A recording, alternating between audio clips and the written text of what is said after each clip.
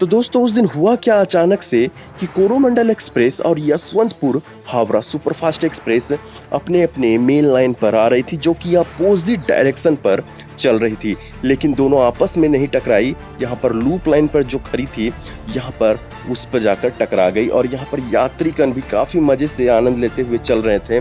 लेकिन यहाँ पर सिग्नल ग्रीन मिलने के कारण लोको पायलट भी 128 किलोमीटर प्रति घंटे की रफ्तार से अपनी स्पीड को बरकरार रखे हुए थे। और यहाँ पर जो कि पॉइंट इलेक्ट्रॉनिक सिस्टम वहाँ पर होती है, वहाँ से गाड़ी डाइवर्ट हो गई और वहाँ पर मालगाड़ी से टकराकर काफ़ी बोगियों को नुकसान हुआ और वहाँ पर परकच्चे उड़ गए ट्रेन के डब्बे को। तो चलिए ये हादसा कैसे हुआ, इसमें इस वीडियो को बनाने का मकसद बिल्कुल भी पार्टी पॉलिटिकल्स में उलझना नहीं है, ना कि ममता बनर्जी और राहुल गांधी इस पर क्या बयान देंगे, इस पर कुछ भी मुझे कोई मतलब नहीं रहा है। लेकिन इस वीडियो के माध्यम से मैं बताना चाहता हूँ कि कैसे ये एक्सीडेंट हुआ, इसका क्या कारण है, क्या मेन रूट है, क्या जड़ है, मैं आपको समझाना चाहता हूँ। तो चलिए स्टार्ट करते हैं शुरू से कि क्या हुआ कि ये एक्सीडेंट का कारण हुआ और इतने लोगों की मृत्यु हो गई।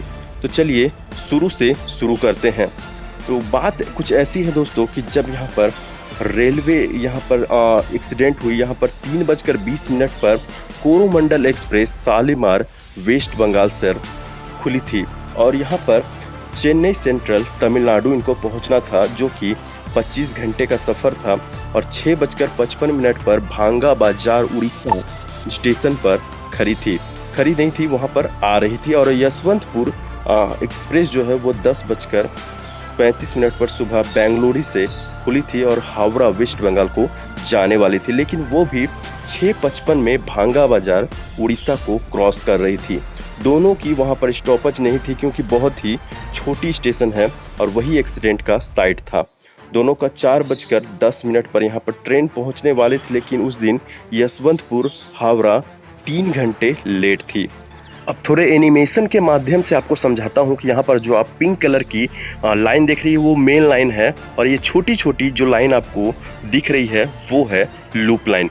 लूप लाइन इसलिए होती है ताकि गाड़ी को पास किया जा सके, वो साइड लाइन होती है, गाड़ी को साइड दिया जाता है।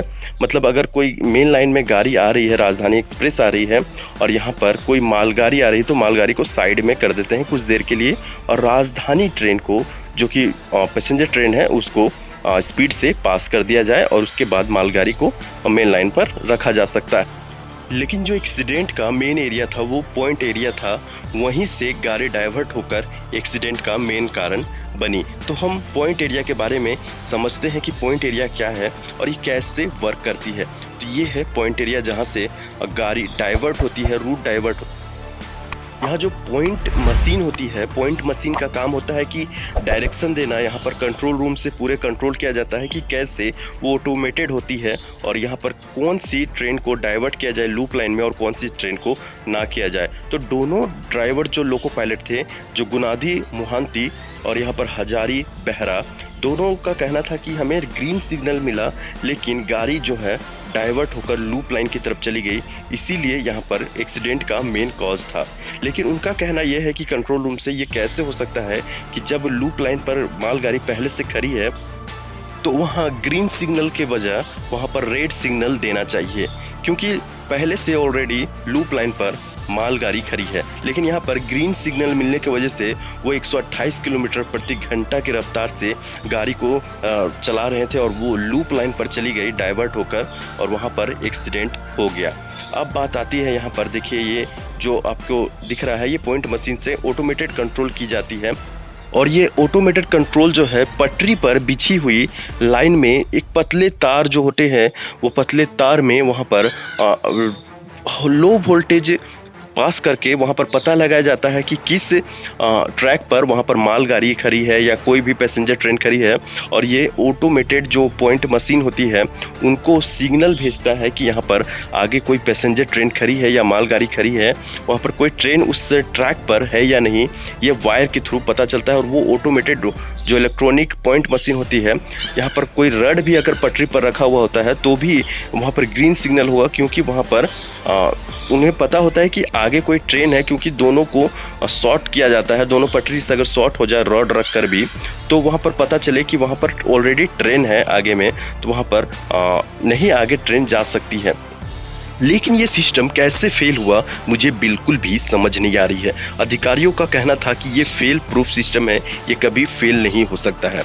तो अधिकारियों का क्या कहना है ये सुनिए। हम लोगों ने जो ड्राइवर था कोरोमंडल का, उससे बात की, उससे पर्सनली बात की। वो उस समय होश में था, उसने बताया कि उसको सिग्नल ग्रीन मिला। अब रेलवे की ये 2 ऑफिसर की कॉल रिकॉर्डिंग सुनिए। सब कुछ सारा कुछ क्लियर नहीं था। जो ग्राउंड से जो मिला था उसी के आधार पे सीम्स में अपलोड किया गया था। तो अभी फाइनली क्या निकल के आ रहा है? Point was wrongly settled sir. Point was set towards your loop line, but the signal was through for main line. ऐसे कैसे हो सकता है? SNT वाला अगर कुछ मैनिपुलेट करेंगे तो हो सकता है सर। नहीं, but did they were they doing any job at that time? कुछ काम हुआ था ना, कुछ काम। अब बात ये क्लियर है कि अगर लूप लाइन पर मालगाड़ी पहले से खड़ी है, तो यहाँ पर जो डाइवर्ट की गई थी क्रॉसिंग में, तो वो यहाँ पर पॉइंट मशीन से जो डाइवर्ट की गई, यहाँ पर मालगाड़ी पहले से खड़ी है, तो यहाँ पर रेड सिग्नल होना चाहिए था, ना कि ग्रीन सिग्नल होना चाहिए था। लेकिन ड्राइवर के अनुसार यहाँ पर ग्रीन सिग्नल दिया गया था। अब 100 बात की एक बात है कि यहाँ पर कहीं ना कहीं लापरवाही की गई है। यहाँ पर 288 जो लोग मरे हैं, इस पे कहीं ना कहीं लापरवाही की गई है। और ये 3 कारण जो है, ये मैं यहाँ पर नोटिस करता हूँ कि ये कोई ना कोई 3 कारण से यहाँ पर फेलियर हुआ है। तो सबसे बड़ी जो फेलियर है, ये फेलियर होने का कारण यहाँ पर रेलवे डिपार्टमेंट का कहना है कि यहाँ पर या तो अनजाने में कोई कंस्ट्रक्शन का काम में कोई वायर कट गया हो, तो इससे क्या होता है कि कंट्रोल मशीन खराब हो सकता है। और यहाँ पर SNT मतलब सिग्नल एंड टेलीकम्युनिकेशन डिपार्टमेंट का कोई भी ऑफिसर लापरवाही, काम चोरी की वजह से भी यह लापरवाही हुई है और वो अपना काम पूरा ना कर पाया हो, ये लापरवाही के कारण भी एक्सीडेंट हो सकता है। और तीसरी ये है कि आपको यहाँ पर कि कोई ना कोई या तो आतंकवादी जो टेररिस्ट है, वो कोई ना कोई रेलवे अधिकारी ऑफिसर से अगर हो सकता है सब मिले हो, मे बी पॉसिबल, इसकी कोई गारंटी नहीं है। तो ये हो सकता है यहाँ पर कंट्रोल रूम से यहाँ पर किया गया हो कुछ साठ गांठ, उसके बाद भी ये हो सकता है ये एक्सीडेंट पॉसिबल है।